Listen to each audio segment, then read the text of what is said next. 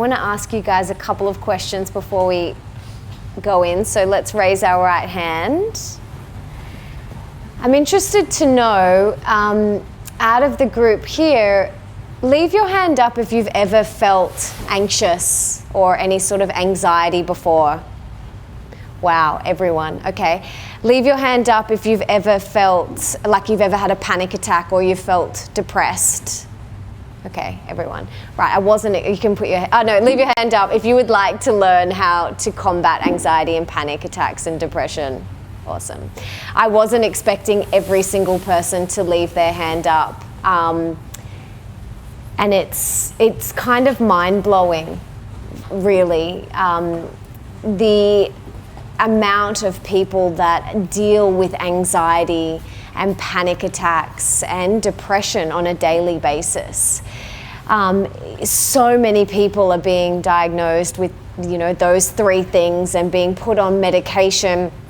And for me, this actually was a topic that someone asked me to talk about and to share my tips on it. So I'm really excited to dive into this with you guys today. Seems though everyone has dealt with this at some point in their life.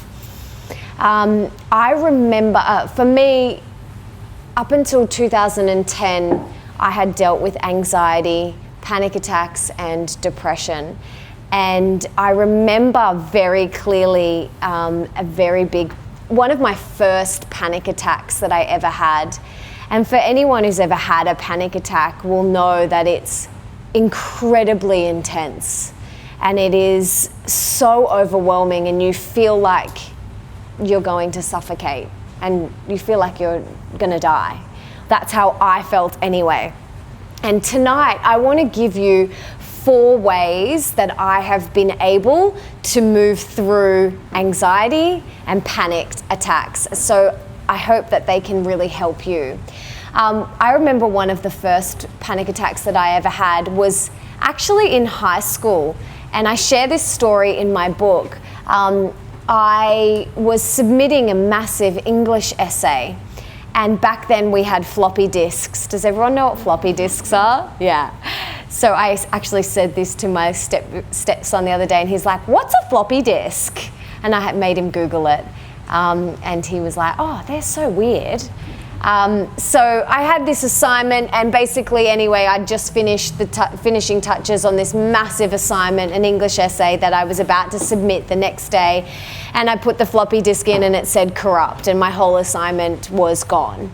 And my whole body started to boil, like every cell in my body started to boil, and I started to sweat and get really overwhelmed and stressed. And anyone who knows what a panic attack is like, it feels like the ground is opening up and swallowing you whole.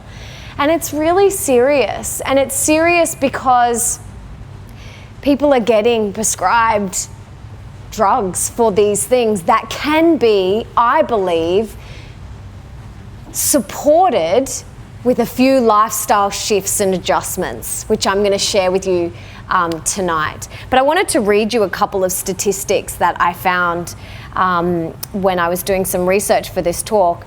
1 in 6 young Australians, so 1 in 6 are currently experiencing an anxiety condition.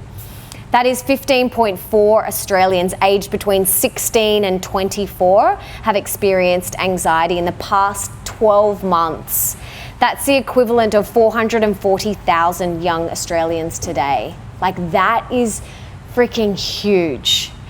And if we just made a few lifestyle adjustments, I believe that we could dramatically reduce that statistic with just a few things, especially the 4 things that I'm going to share with you guys tonight.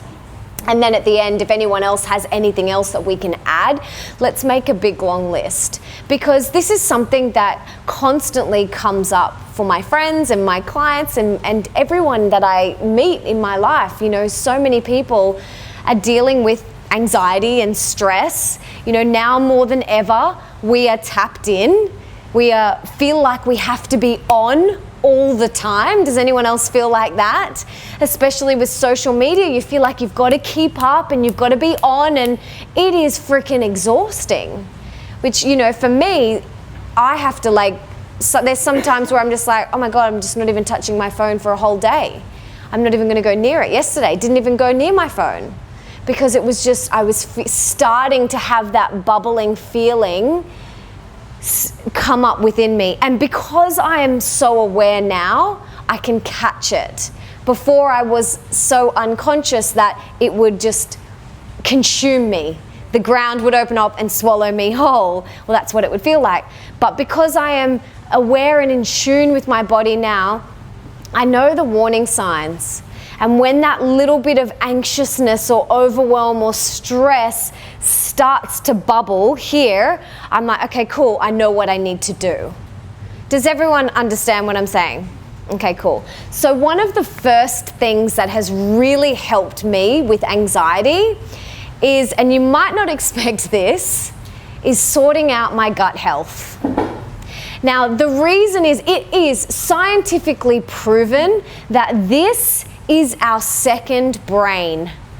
This is where so much of the magic happens. This is where most disease starts, is in our gut. And if we haven't got this sorted, not only is it going to create health issues, but it's also, this is our intuition. So it blocks our intuition. So we can't, you know, when you're not firing and then you make silly mistakes and you're like, why didn't I pick that up? That's because you weren't sharp in your intuition, because we've got so many gut issues going on these days. So when I started to sort my gut out, that's when the anxiety really started to dissipate for me. One of my very, very good friends, her name is Kirsty Worth, and she has a company called Cultured Wellness, Cultured with a K. And Cultured Wellness was born from the fact that her son, who was a beautiful, beautiful boy up until the age of 3, got very sick, got autism, and was completely nonverbal, would not talk, very severely autistic, anxious, depressed, panic attacks, you know, all sorts of things. And she, you know, the doctors basically said to her, good luck. You know, there's nothing we can do for your son. There's nothing we can do. Good luck. And she's just like, what the hell? Like, that's it? So she went and researched and did it all herself, which is, you know, what any mother would do. She went and researched and studied and did a PhD and, you know, was wanting to understand how she can support her beautiful baby boy who was one day, you know, thriving and the next day nonverbal.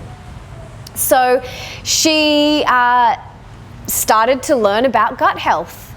And she started to heal his gut. And over time, he started to heal.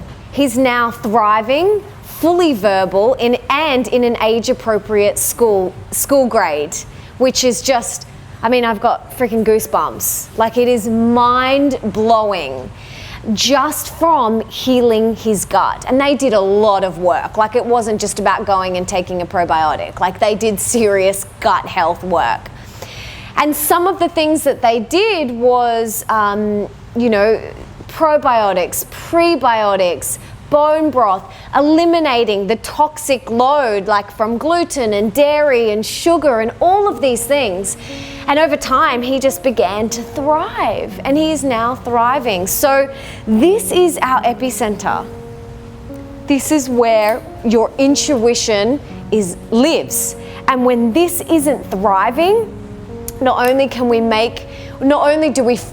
follow our intuition, or can we feel our intuition, we are suffering from health issues. So there are things that you can do. Who here feels like they have some gut stuff going on? Wow, everyone. Who doesn't? One person, great. Yeah, because you're pregnant and you had to sort it out. Yes, okay, great. So there are so many. I personally believe that everyone has some gut stuff that we can work on, right? We live in a toxic city, and it's not, not saying that as a negative thing, but there's pollution and there's things that we have to help support our body with, yeah? So there are some things you can do.